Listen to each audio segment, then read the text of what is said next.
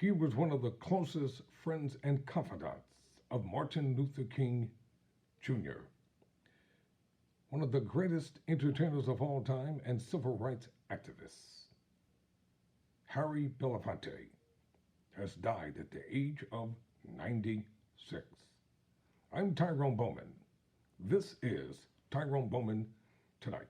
According to CNN, Harry Belafonte, the dashing actor, singer, and activist who became an indispensable supporter of the civil rights movement, has died. His publicist, Ken Sunshine, told CNN. He was 96. Belafonte died Tuesday morning of congestive heart failure, Sunshine said. Belafonte was dubbed the King of Calypso after the groundbreaking success of his 1956 hit, the Banana Boat song, Day-O. He also became a movie star after acting in the film adaptation of the Broadway musical Carmen Jones. But Belafonte's biggest contributions took place off stage. He was a key strategist, fundraiser, and mediator for the civil rights movement. He continually risked his entertainment career and at least once his life for his activism. He became a close friend of the Reverend Martin Luther King Jr., who often retired to Belafonte's palatial New York apartment to talk strategy or escape the pressures of leading the civil rights movement. A voracious reader with a burning disdain for injustice, Belafonte's political consciousness was shaped by the experience of growing up as the impoverished son of a poor Jamaican mother who worked as a domestic servant. I've often responded to queries that ask, "When, as an artist, did you decide to become an activist?" he once said. My response to the question is that I was an activist long before I became an artist. They both service each other, but the activism is first. The scope of Belafonte's activism was astonishing.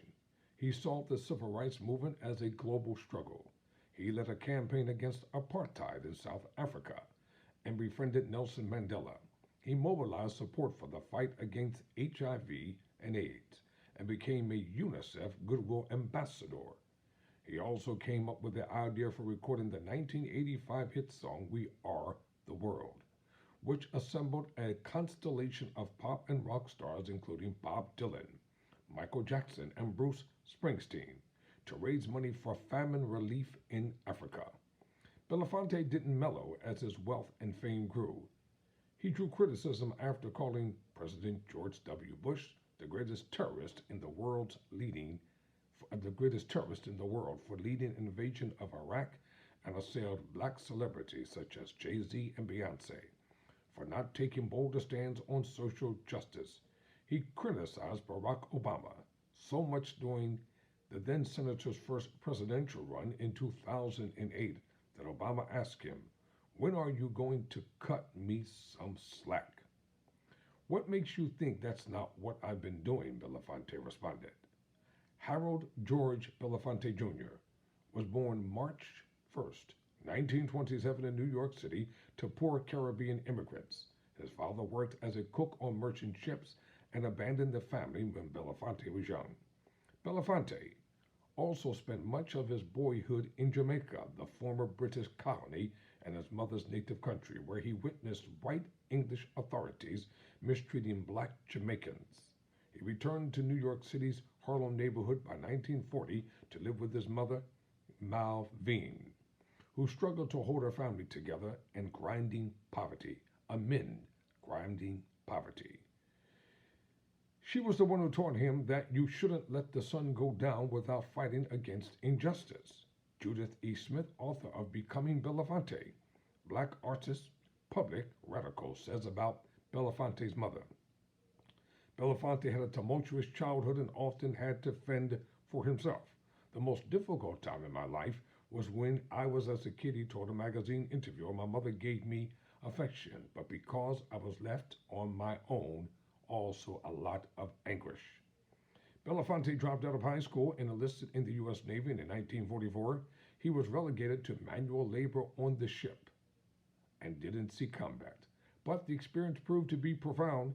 He met college-educated black men who gave him a wider exposure to the world, talking to him about big issues such as segregation and colonialism. The experience of fighting against fascism abroad while coming back to segregation at home angered Belafonte, much like many black veterans from World War II. He drifted into the entertainment field almost by accident. Belafonte was working as a janitor in New York when he attended a play at the American Negro Theater. He was so swept up by the performance that he decided to become an actor. He eventually studied acting at a workshop attended by classmates such as Marlon Brando, Tony Curtis, and B. Arthur.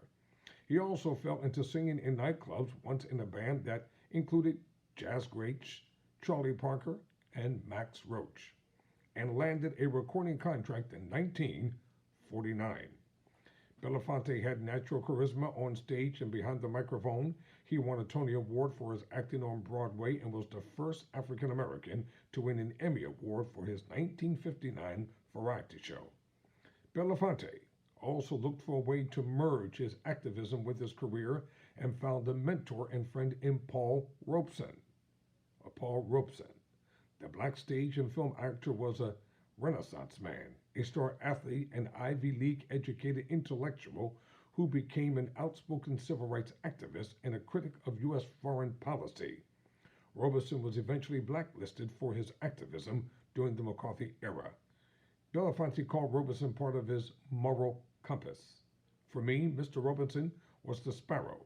He was an artist who made those of us in the arts understand the depth of that calling when he said, "Artists are the gatekeepers of truth. We are civilization's radical voice." Belafonte also built a friendship with King, a powerful black leader. King often flew to New York City to raise money for the movement and to meet key advisors. During one trip, he called Belafonte, greeting him with, "We've never met, so you may not know who I am." The two men met at a New York church where King was speaking and retired after the event to a basement room to talk. It was just us at a card table with straight back chairs. Belafonte recalled, what was supposed to be a few minutes led to almost 4 hours. I liked his courage, his thoughts, his ideas, and his mission. I committed to him after that. Belafonte's relationship with King would prove to be crucial. Belafonte had star power, connections, and more importantly, a willingness to risk all to help the civil rights movement. He raised money for the Southern Christian Leadership Conference, the organization that King co-founded and led. Belafonte also helped bail out activists who had been jailed during civil rights campaigns and helped organize the 1963 March on Washington. He risked more than his career at times. In 1964, Belafonte and his friend, fellow actor Cindy Portier, traveled to Mississippi to deliver a doctor's bag filled with $70,000 to support voter registration efforts. Belafonte says the pair were chased and shouted at by the Ku Klux Klan, good Christians no doubt, but eventually succeeded in delivering their money. Belafonte delivered crucial help for King's family as well. He paid for housekeepers and babysitters while King traveled the country, and he took out a life insurance policy for the civil rights leader that became one of the family's primary sources of financial support after King's assassination.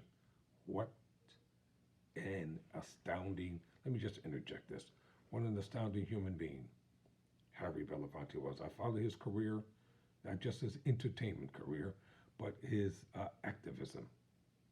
And I listened to him carefully.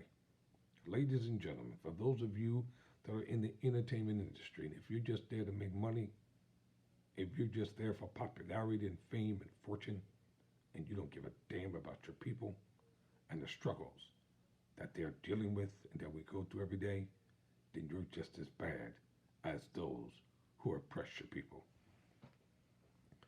Whenever we got into trouble or when tragedy struck, Harry has always come to our aid. His generous, heart wide open, Coretta Scott King later said in her memoir. Belafonte also became one of King's most trusted friends. King often stayed in Belafonte's Upper West Side apartment, and he wrote the outline to one of his most famous speeches. his 1967 address denouncing the Vietnam War in Belafonte's home. Belafonte was a self contained man in public who rarely let his guard down, but in rare photos they capture King breaking into a huge, uninhibited grin. Belafonte is often at his side, hugging him and sharing some private joke. There is a marvelous YouTube clip showing King telling a joke to Belafonte when the entertainer filled in as host on The Tonight Show. Belafonte provided more than emotional support for King, though. King relied on him for advice and strategy, says Miller, author of Becoming Belafonte. Belafonte was already a radical and already thinking about how black liberation should unfold. Miller says he had already been in those groups where everybody was talking about what should you do to organize? How do you make a change? Belafonte, being a radical, was essential to how Belafonte defined himself as he got older. His silky singing voice lowered to a gravely whisper, and he walked with a cane. But he never lost his movie star looks or his hunger for radical change. In 2013, he was awarded the NAACP's highest honor, the Spurgeon Medal. He said during his acceptance speech that what was missing from the contemporary struggle for freedom is radical thought. America has never been moved to be perfect. Our desire for greater democracy, without radical thinking and radical voices being at the helm of any such quest, he said. Belafonte was also a recipient of a Kennedy Center Honor in 1989, the National Medal of Arts in 1994, and a Grammy Lifetime Achievement Award in 2000. He also became a mentor to other artists, just as Robinson had inspired him years before. He spoke with pride about the racial protests that spread across the U.S. in the summer of 2020 after the death of George Floyd, writing that we have never had so many white allies waiting to stand together for freedom, for honor, for justice, that free us all in the end. A group of black students approached Belafonte in Harlem in 2016 and asked if there was anything he was still looking for despite his advanced age. What I've always been looking for, where resides the rebel heart? Belafonte replied, without the rebellious heart, without people who understand that there is no sacrifice we can make that is too great to retrieve that which we lost, we will forever be distracted with possessions and trinkets and title. Belafonte never lost his rebellious heart. Blessed with looks, wealth, and fame, he could have been content with being the king of Calypso. But he made another choice. He made his biggest contributions off stage. I'm Tyrone Bowman. Never surrender. Never quit. Rest in peace. Harry Belafonte.